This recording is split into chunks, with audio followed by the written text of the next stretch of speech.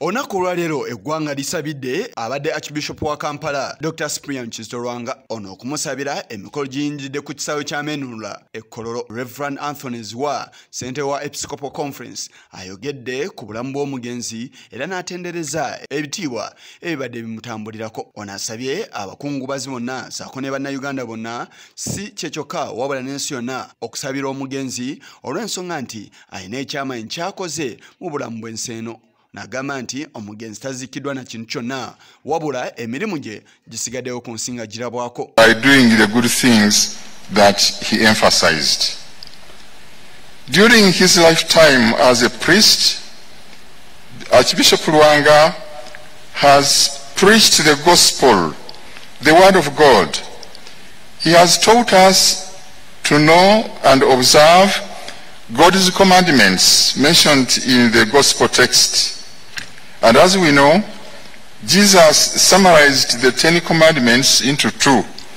1, to love God with one's soul and heart, and secondly, to love one another as one loves oneself. Ye akiikiridde ekibiina ekitaba enzikiriza awamu n'eddiini ekya Inter-Religious Council of Uganda, Bishop Joshua Lwere ngono yakiikiridde omukulembeze w'obusiraamu mu Uganda, Sheikh Shaban Ramadan Mbajje alambise obumu ku buwanguzi omugenzi bwe yatuukako nga ekimu ku kyo mwe muli okutabaganya abantu newankubadde nga balina endowooza ez'enjawulo era ezaawukana. The IRCU Council President in 2006 and has since served selflessly and diligently in this capacity for 15 years.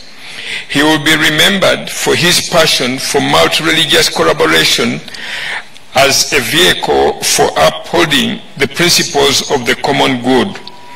He also stood up against injustice without fear, and he was an ardent advocate for the Uganda National Dialogue and Reconciliation as a platform to discuss outstanding issues in our country that cannot be resolved by elections. Omukulembeze w'eggwanga Yoweri Kaguta Museveni Buhabura alambise ensonga lwaki yalagidde wabeerewo okusaba okw'ekikula nga kino eri omugenzi. Ono agamba nti omugenzi yabayambako nnyo mu lutalo olwa Menunula olwaleeta gavumenti eri muyinza era nga n'olw'ensonga eyo abadde tasaanidde kulekebwa mabega. Leaders are also national leaders. Not all church leaders, but if you are not Archbishop, please.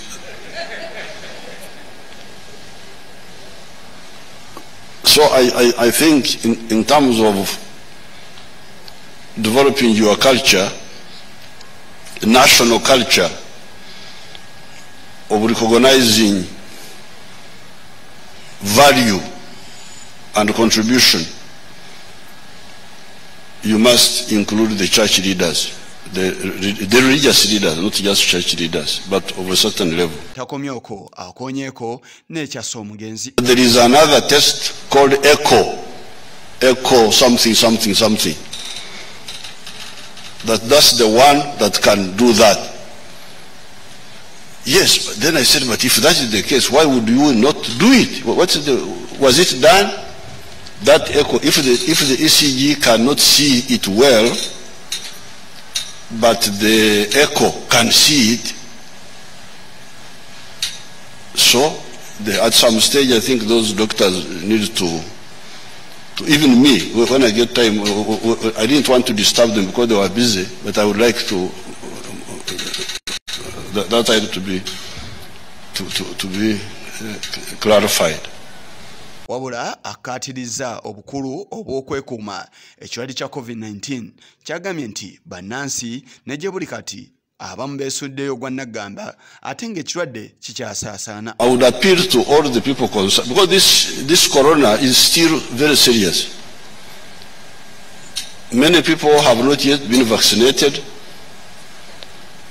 and there is a new variety which is going around. I hear from Kenya, from South Africa. It is still quite a problem. So really I appeal to the people involved to, when they are organizing the funerals, not to risk more people. Pulezidenti akuutidde bannayuganda okwagala balirwana baabwe newankubadde nga bayina endowooza ezaawukana. Love God with all your heart and love your neighbor as you love yourself. Obugambo obwo. When you see people hating one another, this one, oh, then they say they are Christian, they are what? Please, God with all your heart and love your neighbor as you love yourself. With these few words, I thank the church for agreeing to my suggestion, giving us opportunity to also give witness, because we are here. We are not going to resurrect anything. We are not going to, but we are giving witness to what we know about Cyprian. Omugenzi oluggiddwa Kolo atwaliddwa ku kyalo gye bamuzaayira ekyabakadde ng'olunaku olw'enkya wakutwalibwa ku kijjwa ky'abajulizi e Namugongo ate ku lunaku olwokuna wakuziikibwa mu nnyumba ye y'olubeerera ku Lutikko e Lubaga. Kigongo ku lwa Channel 44 olweggulo.